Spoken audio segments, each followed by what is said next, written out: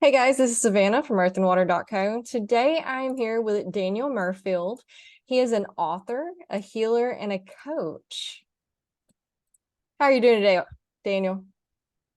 Very well. How are you? I'm doing well. I think you have a book as well.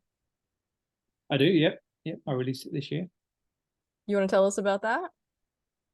It was a channel text from my guides, just related to the energy within our mental health. So our peace comes from within, our divine connection, our purpose within this planet. It all has to start somewhere, and those are the foundations that can create harmony within people's lives. Yeah, because you focus on a lot of mental health stuff, right? I do. Yeah. Yeah. I believe that's any part of your life always starts in the mind. So if you're fit and healthy, it starts in the mind. If you're fighting off a cold, it starts in the mind. So everything that we tackle, every conversation that we have, every interaction, every exchange of energy, it's all within the mind and it spreads through the body. I agree completely. Our emotions, for on one hand, our emotional guidance scale, I talk about that all the time. And on the other hand, our emotions definitely help dictate whether we do a good job at healing ourselves or if we just get sicker because, like stress and chemicals and Absolutely, absolutely. And the thing is, most of those situations like stress, fear, anger, anxiety, they're just an end product. They're just your body showing symptoms of what we've been ignoring. So when we kind of look at ourselves, we have to kind of tackle the kind of energy when earlier on to stop it from just showing symptoms within our embodiment. yeah, because energy, right? It's all energy. It is, yeah, yeah, yeah. And the blessings of life, we ignore ourselves to fit a system that has no identity. So energy itself is probably the most creative outlet that we have, and we just choose to ignore it at every point in our life if we fit the system that's been displayed in front of us. Yeah, we really emotions are uncomfortable. So instead of addressing them, instead of looking at them head on and asking them what they're trying to tell us, because that's all they're ever trying to do. Our emotions are our communication system with our subconscious, with the divine, with all of the things, right? We want as humans to get stuck on the words and the actions and the clear cut, like we want signs, but we want it written in a word for word English, like a language that we can understand. But in reality, the language of the universe is our emotions. It's our energy. Yeah, absolutely. And we close our mind off because we're not connected. So that kind of connection to words, that's just limiting our ability to grow as a soul and its an embodiment. So when we kind of look at emotions are a part of our life that we're here to experience, but they're not going to be controlling our day-to-day actions. It's more of our feelings. So a lot of people are emotionally driven or emotionally charged, Mm-hmm. and then they're reacting to energy that's been attached to them or placed within their reality. Whereas when we kind of connect with our purpose, our internal light, it's about how we feel. So, say for example, emotions, they're kind of like you go to a wedding, you can feel a pure happiness, love, the joy. But it also works if you say you're faced with a predator and you can feel your life within that moment. The power of nature, that's an emotional point. But we're not meant to have emotions through every stage of our day. We're meant to feel, we're meant to be present and allow that oneness to actually welcome the energies. We're meant, our five gifts, which we've restricted down to minimum. We see, we hear, we taste, we touch, we whatever they want is we restrict those because we're charging our emotions and releasing all our empowerment to a system. Whereas if when we look to ourselves and we look to our gifts, as soon as we start activating just our physical purpose, we can start attracting energies. We can start being abundant in our kind of decision making and our choices. So it's this spiral where um, the world charges our emotions to control us. But when we remove the emotional side and we look towards how we feel, we can connect in with ourselves. Yeah, it's a tool, right? But nobody teaches us how to use it. And since it is a very, emotionally charged thing, emotions are big sometimes. And if you're not taught to control it and utilize it, then we either explode all over the place and, they're just running around like crazy, or we suppress them and just shut down, which also disconnects us. We have to find that happy medium. And a lot of us don't even realize that we need to learn how to utilize our emotions as a tool of communication and guidance. Yeah, absolutely. And the first part of our soul's contract is the soul attached with an embodiment. So the first stage is actually understanding who we are in a physical form. So when we look at the physical form and we walk, say we're walking down the street, the good chances are everybody wants to project, everybody wants to attack, everybody wants to remove boundaries and overstep the mark. Whereas when we look to healing, we look to remove other people's energies and we bring our awareness to who we are, our self-care, our self-love. And within that moment, we can acknowledge what resonates with our soul and to our embodiment. And that first step within the soul's contract is very rarely achieved because the system doesn't recognize individuals. It doesn't recognize the purpose that we are here to kind of accomplish or experience. So the actual boundaries of energies exchanging and interactions and the kind of construction of how the world operates does not see a soul attached to embodiment. It sees you in kind of like a logic-based reality, which needs control and efficiency to work. All right. So we were talking a second ago about the divine list of principles and goals attached, which is what you're touching on right now. But I don't know enough about that kind of thing to prompt you on it and ask questions. So how would you explain it to people who have never even heard the concept of goals attached to your soul? Yeah, so a soul's contract is kind of when we go through the cycles of life, we're actually entering an era now. So we're coming to an end of an era within this divine connection. So over the past several thousand years, would have been present on the planet a few times over and over again. And every time we had to learn a different set, a different kind of lifestyle. We might have been poor, we might have been rich, we might have been in love. We might have excelled in the education system, or we might have been connected with nature. So all these different qualities to life we're here to experience. So when we kind of enter the world, we always have what we learned in the previous life and what we're going to learn in this life. So we can only really kind of touch onto that or kind of connect in with that divine connection when we look at ourselves as an individual, when we look at ourselves that I'm here to experience this, and along the way I'm going to have to adapt, I'm going to have to change, I'm going to have to understand that the free flowing energy of the planet I've got to become part of. So I've got to look to nature. I've got to see within nature how the system works, how it recycles, that circle of life. I've got to understand that it flows in this manner. And as soon as I become part of that circle of life, I can connect in with the physical aspect, and the soul can send kind of like messages and hints and has a divine connection to how we're driven within this life. So you'll find like manifestation. We only manifest things in the short term. If you manifest stuff in the long term, you're removing the in the moment principles of life, in the joys of I'm here, I'm present, and I value everything that's in front of me. So when we kind of look at our connection to this life and connection to how we grow as a person and how we socialize and how we kind of evolve, it's always within the moment. But within that moment, we have to recognize energies that are present within nature, within the universe, what this circle of life is about. So as we're coming to the end of an era, and as we're kind of looking to come to kind of like the planet goes to reset, so we kind of create our alignment to a higher vibrational consciousness, we're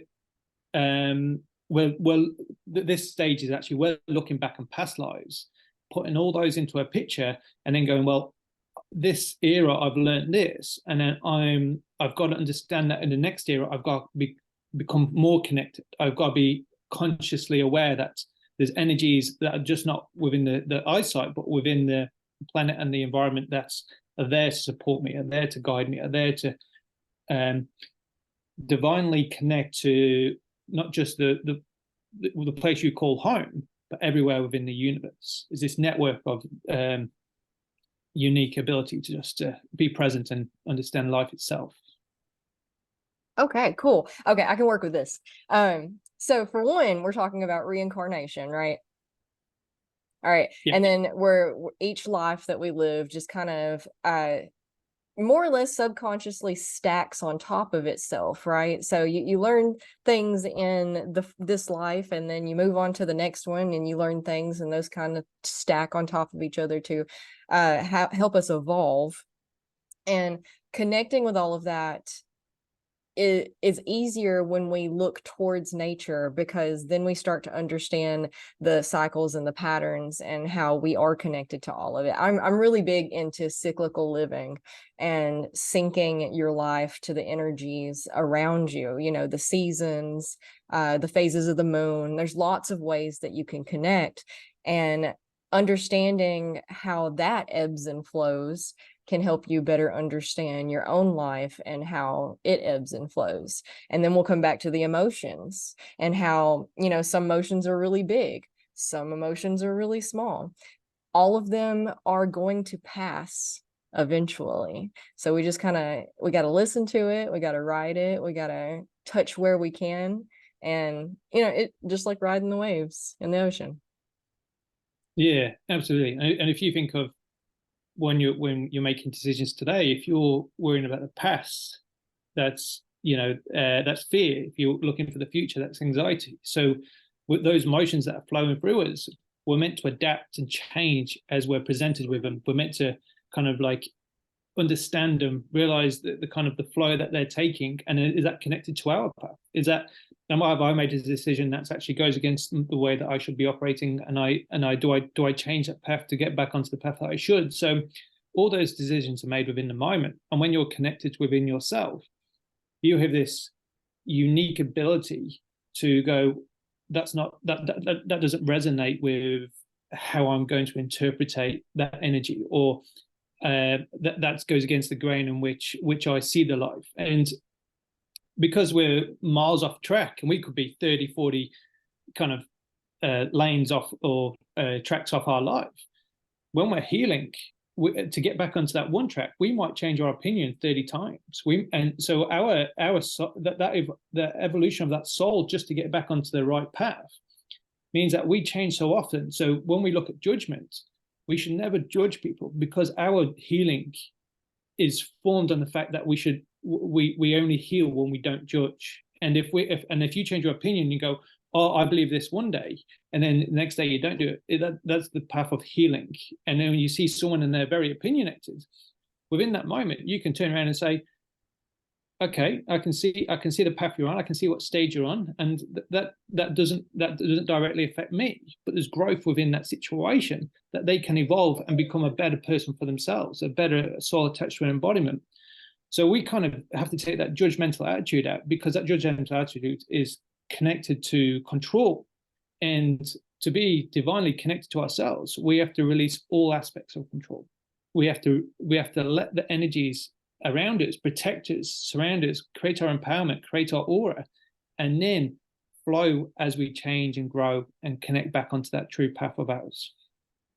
I agree completely. You definitely have to take a step back from who you even are as an individual, and take that. I guess it's the ego, right? You got to separate the ego from the essentially like the third person, you know, or yeah, let's, you play video games, you have first person video games and you have third person video games, and day to day we're more or less uh interacting as a first person, right? We're seeing through our eyes, we're seeing our hands, we don't see our body. But you really have to take a step back from that even, and not only do we not need to judge other people, but stop judging ourselves in the experience, and recognize that there's moments in every moment that we can take from and learn from, but we have to remove the ego, which means looking at it from not such an attached, involved setting and looking at it more as like a whole picture type setting. Yeah, yeah. Everybody has an ego. Oh, That's sure. their mind's understanding of how they want the world to see them. So if you're humble and kind, that ego will reflect. That will show within your personality. But when those egos are there because they lack control or they want to gain control, that's when they go to extremes, like you're saying. And instead of stepping back and looking at the situation for what it is, they tend to jump right in and then get in the middle of this twist and turn, and it's not healthy for anyone. It just creates conflict within the person who's creating that kind of vicious exchange of energy, plus everybody that's involved in it. It's a very spiral that circulates downwards very quickly. And when we kind of look at kind of the world, how it operates at the moment, it's under just a logic-based reality. It's so that logic-based reality is only a small percentage of how we kind of connect in with our minds, and that's very small, 8, 9, 10% of what it is. But we neglect the other 90%, and that other 90% is not just within the physical form. It connects the networks, it connects the vibrational alignments, it connects in with the soul. It kind of there's worlds upon worlds or layers upon layers of what we're ignoring because this logic-based reality needs control to operate. So the logic is control and efficiency, or the efficiency to control. So when people are hurting and they're trying to make decisions for themselves, they instantly have to take control. That's in their default stance, their behavioral patterns. They have to take control of that situation. But when we're healing, we sit back and we don't look to take control. We look to understand. And you mentioned it before, there's wisdom in every moment. You just have to understand that wisdom that's relevant to you, relevant to how you operate, and relevant to what your journey or story is, where it's taking you. So logic, great, brilliant, build stuff. We can be very innovative and all this, but it doesn't connect the soul to an embodiment. It disconnects it because it requires control. So when we look at the worlds and we look how we're going to heal, we have to step out of that system, and it's a difficult transition. Everybody faced with a tough task of a default patterning that you've been conditioned to behave. Yeah, all of the teachings pretty much tell us to practice disattachment, right? Like unattachment. We have to disattach ourselves from what we feel like things should be. Because again, coming back to the nature thing, the river of energy is flowing, and trying to fight that is like trying to fight the river. It's not very pragmatic. You're not gonna, I mean, you can swim, you can float, you can kind of direct it a little bit, but actively trying to fight it just causes drowning.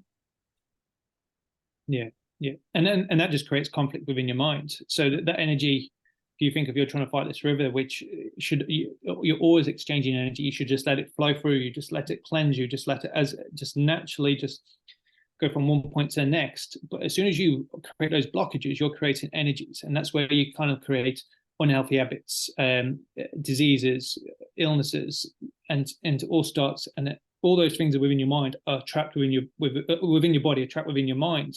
So you get triggers, you get a conditioning behavioral patterns, and these kind of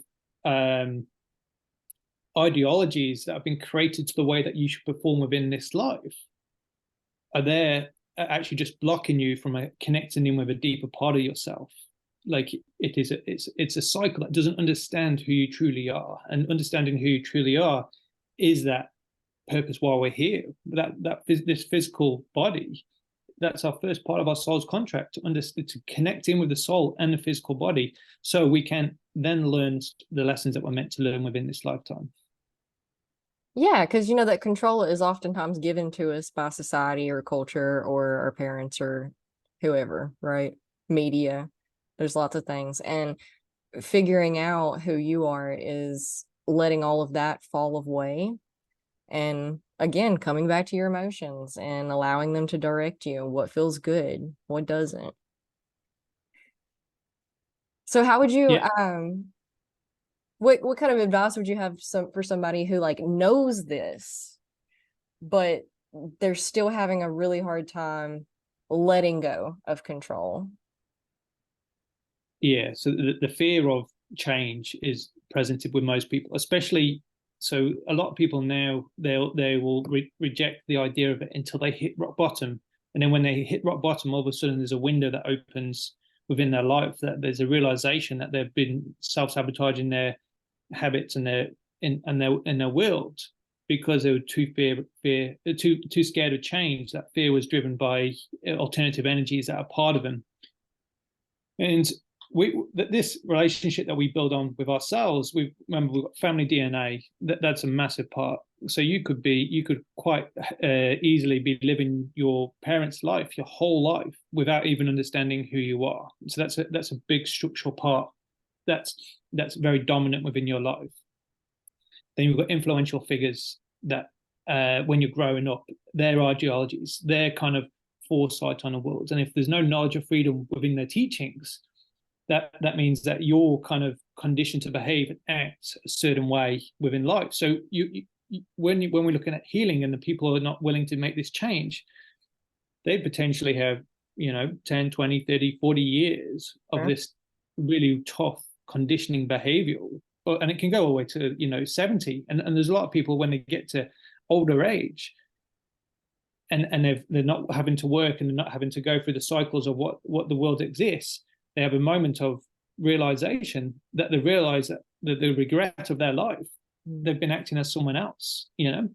So if people get to this stage and they kind of want to make change, we have to start small behavior patterns, because the only person that can make the change is them. You're accountable for your own life. You're responsible for your own life. It is no good to project or kind of attack or kind of like remove this accountability and judge others when you're not willing to be the best part of yourself. And being best part of yourself doesn't mean you always get you don't get these big houses and you don't get all these cash in the bank and stuff, because that's the logic world. We're looking at mental health. We're looking at divine connection with your body. So when we look at the change, start small. Know the difference between feelings and emotions. Know how you're holding your energies within your spaces. That we can quite easily put every space within our world under the umbrella of work. So when we get up, we think about work. When we're making breakfast for the kids, we're thinking about work. When we head to work, we're thinking about work. When we go shopping, we're thinking about work. When we go exercising, we're thinking about work. So all of a sudden, there's 5 or 6 divine spaces, which should be individual, are all under the umbrella of work. So the umbrella of work means that it's all about control. You're feeding someone else's money, making them richer in a period of time where your mental health is critical. And just simple exercises like spending time with your kids in the morning, asking how they are, starting the day off well, or sitting on an evening around a table having a meal and talking, or exercising. That should never be under the umbrella of work, because it's you connecting in with yourself. It's you recognizing that I'm going to do this, I'm going to do this, and I'm going to be healthy. I'm going to make the right decisions. So when we talk about difference between feelings and emotions, talk about spaces, we then have to connect in with nature. So this routine where we start off small and we expand our world to suit our mental health means that we can start getting through stages and being accountable. So you might go one day, I realize that every time I go to this shop, I'm charging my emotions and triggering myself, and I'm setting myself off to be a negative effect for the rest of the day. And when you can first recognize that, you can go, right, okay, I recognize it. So next time you do it, you go, right, I'm going to change this. I'm going to evolve, and I'm going to not repeat this behavioral pattern which I've been subject to. So it's a very delicate journey, and surrounding yourself with people that are willing to listen. Listen is a massive part of healing. That's a huge part of our life, because we can learn more than listening than talking. Being present in nature. Me personally, I spend large amounts of time in nature just because I'm so connected now with animals and nature that it's just my home. But people, if they've been in the city and they're trying to get this connection, they get anxiety and stress, and they kind of like they feel they have to be productive, or they feel they have to kind of be doing something, whereas sometimes the most blessing things in life are just being present. Yeah, I have a lot of people because I talk about getting in tune with nature and stuff.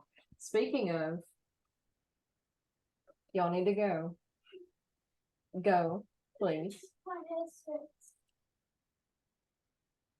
Sorry about that. I have lots of animals in my house. Some are small children.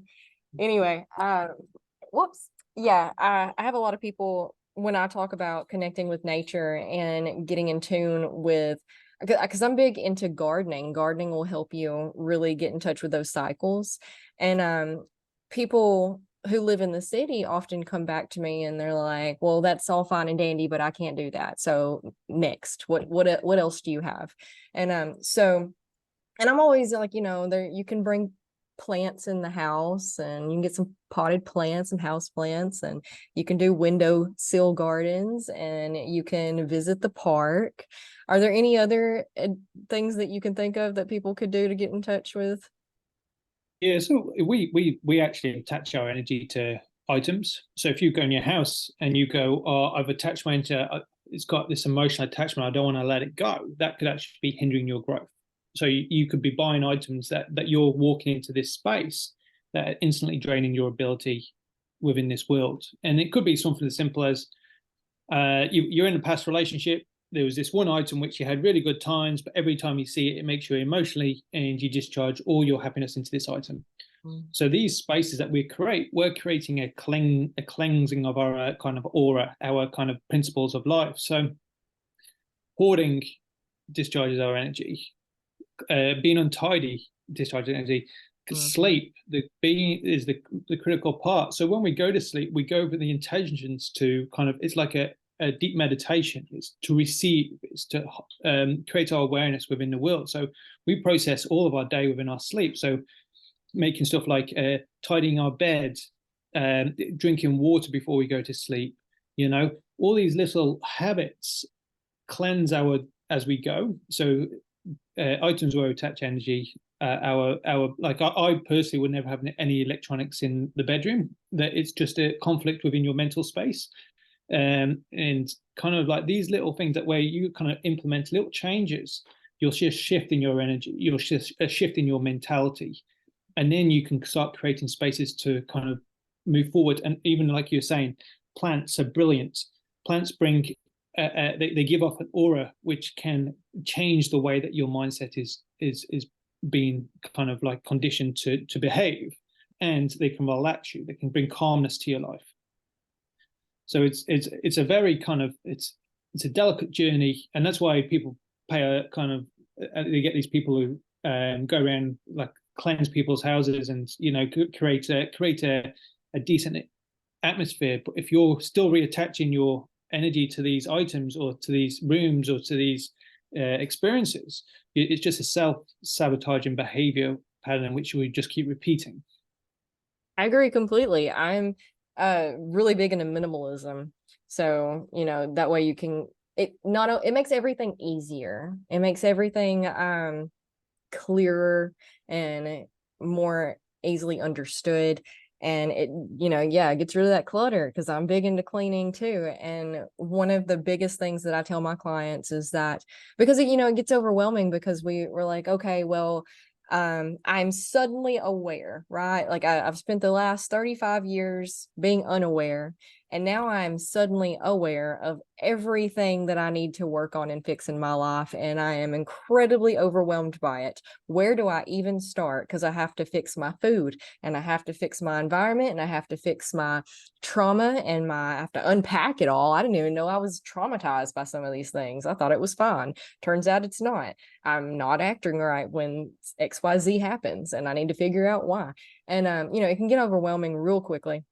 And then people shut down and don't want to do anything because they don't know where to start. And tidying up your place is exactly a perfect place to start.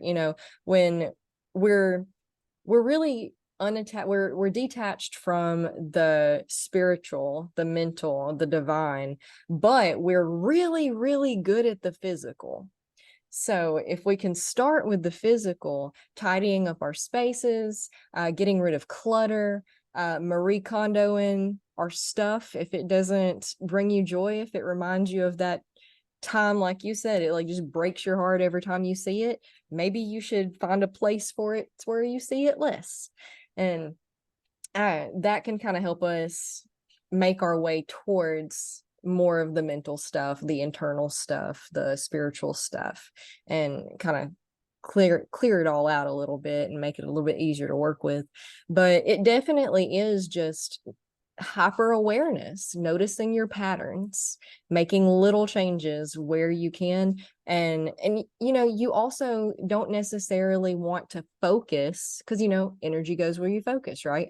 You don't want to focus on the cutting out of, you want to focus on the adding in of the good. You know, crowd it out, because the more good stuff you can get in there, the more. And I don't like to label things as good or bad. Everything's neutral until you wield it and use it. But you know, crowding out the things that bring in the negative energy for you with things that bring in the good. If you're constantly stuffing in as much good that you can get into your life, the negative will just naturally fall away, because that's where we want to focus on, and we'll start to feel that void in our heart and soul that we all know about.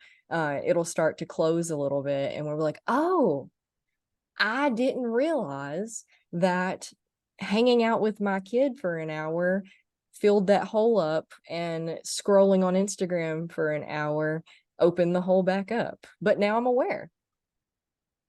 Yep, yep. And that self-awareness, that's just that's just giving yourself that time and effort to be the best part of yourself, you know, being appreciating yourself, your self-care, your self-love, your understanding of the world, and you want to be the best part of who you are. So you want to give, when we talk about being the best part of yourself, respect across a conversation should always be there. You may never agree with their opinions or thoughts, but you can still respect the individual. The minute that you start respecting them is the minute you start respecting yourself. You know, you can't, it's the balancing principles. So you look into nature and you look at the balancing principles of life. If there isn't respect across the conversation, there is no respect for yourself. So when we kind of look at our awareness and our attention, we have to start bringing respect into the conversation. We have to start understanding that everybody's journeys. So when we kind of look at energy, and when I tell kind of, when I'm talking through kind of learning and helping people guide themselves, and I said, well, if you look to nature, there's not one thing that's equal. It's all divinely balanced. So this interpretation of equal or equality is a logic-based reality. But when we kind of look at, say, but I want to be treated as an equal. Well, they're not treating you as an individual. They're treating you as a number. They're treating you as within this system. You that's only what you're allowed to achieve within this lifetime. But when we look at ourselves and we look at how the nature works, that people will never know your story. People will never know what you've felt. They'll never know what you've been through. They'll never even come close to understanding anything about you. So why are you equal to someone else when all your journeys are individual? They're not. And the minute you realize that every conversation that you enter is different, is balanced, it has a purpose. The minute that you realize that control logic works under it divides and separates, it categorizes, and then it controls. So the minute that you start categorizing situations, or the minute that you stop dividing or separating situations, and the minute that you walk in and say, I don't know your story, but I'm willing to be present, I'm willing to listen, I'm willing to value for you a soul attached to its embodiment. And when you start doing that, you kind of, your natural energy that you attract means that you're looking to the balancing principles of the universe. You're looking to be part of this divine network that we're part of. So when we look to nature, there is not one thing that's equal. It does not exist. So why do we spend our whole lives within this logic-based world looking for equality? When we look to the universe, it's not even present. It's not even there. And this is the thing: you get more respect by treating someone as an individual than treating them as an equal. So it's like when you get a partner, a love of your life. You're not looking for an equal. You're looking for someone that balances you, completes you, creates this connection within this world, which you will never be like the masculine and feminine. You know, I've got feminine inside me, but my physical purification is masculine. So when I look to the world, there is feminine beauties within this world that will kind of complement me. They will bring a quality which I will never be able to experience. They'll bring a value into my life, and that is all part of nature. That is all part of how we operate within divine connection. And when we start to realize that just basic conversations of respect, basic principles of life, basic understandings of how the circle of life works, these little habits that we've been conditioned to believe, all of a sudden they go out the window. They're not. There's no value in them anymore because they're disempowering your ability to look at someone as an individual. Yeah, because yeah, okay, so there are so many people waking up right now to the fact that they have no idea who they are, right? And the equalness is the same as sameness, where we're looking for pieces of ourselves in other people and individuals and things and social media. And that's, you know, people scroll for hours because they think that that's how they're figuring out who they are. They think that that's you know, I like this page and this page has this aesthetic, so I wonder if part of my aesthetic is that aesthetic.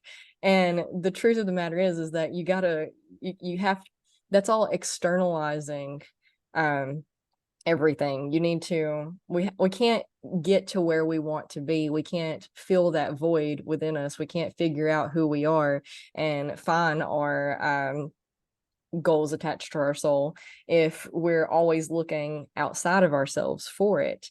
It takes taking a step back and looking within and hanging out with yourself. Hanging out with yourself is such an underrated experience because that really is the only way you're really going to figure out who you are and how you are and why you are that way. If you're constantly filling your time and your space with things and people, you know, social media or friends, you know, you can't be by yourself. You don't like to be, I know so many people who cannot stand to be by themselves. It just, they crawl out of their skin. And but the truth is that's the only way you're ever actually going to figure out who you are as an individual. Yeah, absolutely. And it brings us back to our physical purification. You know, as this soul attached to this physical form, we are that individual. We are that divine connection. We're here to experience certain elements of this life and learn and take it to the next life. So there's a beauty in everybody on this planet, and and the minute that you can see the beauty when you're having that conversation or having that interaction, that is when we can bring abundant energies into our life. We're not there with that judgmental, closed down, restricted attitude. We're here to kind of be present, respect, be accountable for who we are, be responsible for who we are, and just allow kind of love and harmony to be part and present within our life.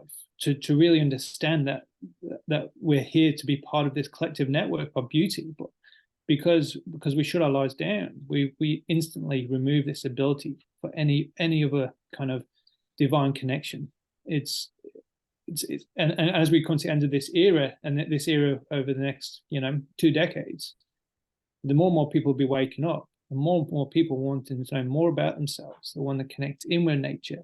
They won't be driven by kind of like this greed and this anger and envy and jealousy, because all it does is it disempowers us and gives someone else power. It disempowers your ability to think for yourself, gives someone else control.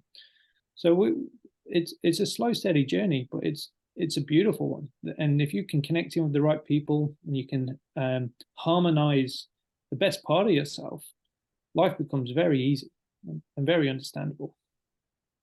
Yeah, we just have to get out of our own way. Let it happen. Yeah.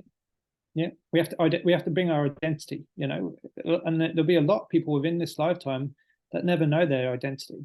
Mm-hmm. I didn't even know my name. I had a realization maybe it must have been 5 or 6 years ago now.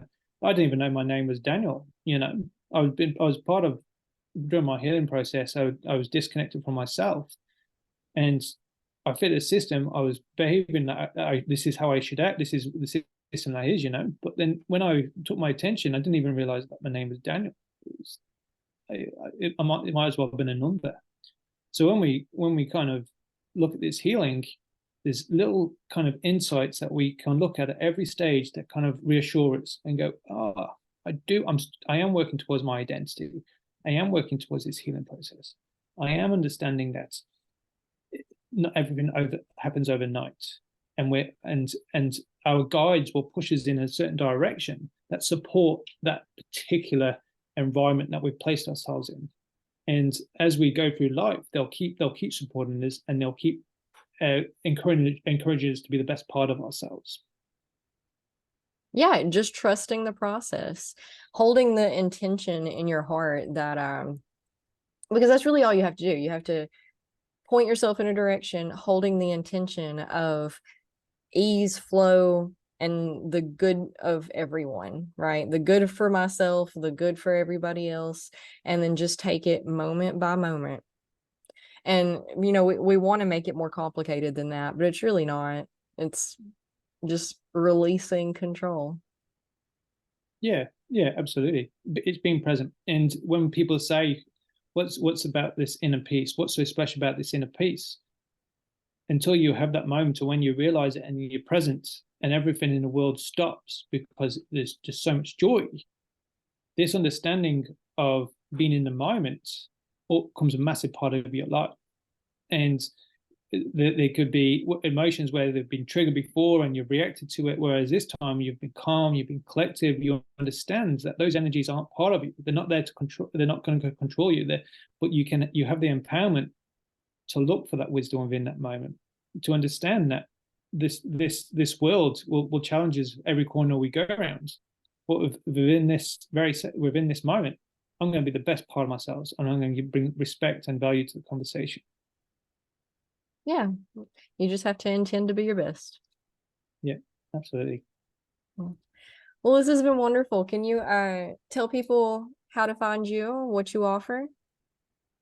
Yeah, so I'm on the sagesjourney.com. All my Instagram, Facebook, and YouTube are Sages Journey. I've only come onto social media this year, so I'm pretty fresh at it. I am going away to Nepal next week doing some volunteering with some kids, so I am out of reach for some one-on-one lessons, but they'll be back up and running in probably November if people are interested. And it's just a Sage's journey. Cool. And I'll link all of that around somewhere close by so people can easily reach you. But I had heard that you were going to Nepal. I was going to ask you about that before we went. You want to tell us about your volunteer work that you're doing over there? Yeah, so I a couple of years back, obviously it all starts somewhere, and about 5 years, no, more than that, 8 years, is a while back. And I had this dream that it was like Stonehenge, kind of like stones, and then in a circle there was bodies with cloaks and like long cloaks with hoods, and I couldn't see any of the faces, but within this dream there was a man in the middle. He had a cushion. It was a purple cushion with a gold handle with a wavy blade, and I got asked to step into the middle and ask if I was worthy. So I stepped in the middle and said, "Oh, if you're worthy, you got to stab yourself in the heart and then count to 30." But then the second later, I rose up in my bed shouting 30. So from that moment, I was always kind of had a connection to Asia. This Nepal trip came up. I'm just working in a monastery, helping nuns and monks out, teaching English and sports. Okay. But my connection to Asia, and I've had similar dreams to South America as well, have been quite highlighted over the last couple of years through different qualities of my life. So this is the part of kind of like the first step to my Asia trip, which I'm looking forward to. I'm just looking forward to experience, being present, a different way of life. I'll probably learn more than what I can teach them, because it's a new world, new place, and there's always less lessons in every moment, isn't there? You know. Absolutely. And I would love that too. I love other countries, other cultures, learning from everybody that I can. I was always very bored with everything I was born and raised into. So I definitely, like, if there was a minority in my classroom or on my bus, I was like immediately drawn to them, like, tell me about your world. So yeah, that I think that is super cool and it sounds like a lot of fun. Yeah, yeah, absolutely. I am going to be posting things. I'll probably do a blog, so I'll probably do a blog while I'm away. So if Cool. anybody's interested, they can have a read as I go. So Absolutely. Yeah. And that'd be good. Do video blogging too and put it on your Instagram for us so we can see some cool stuff. See what it's like yeah, over there. I'll be yeah, watching. absolutely. All right. Well, thank you so much for joining us today, and I hope you have a great day. Thank you for sharing this space.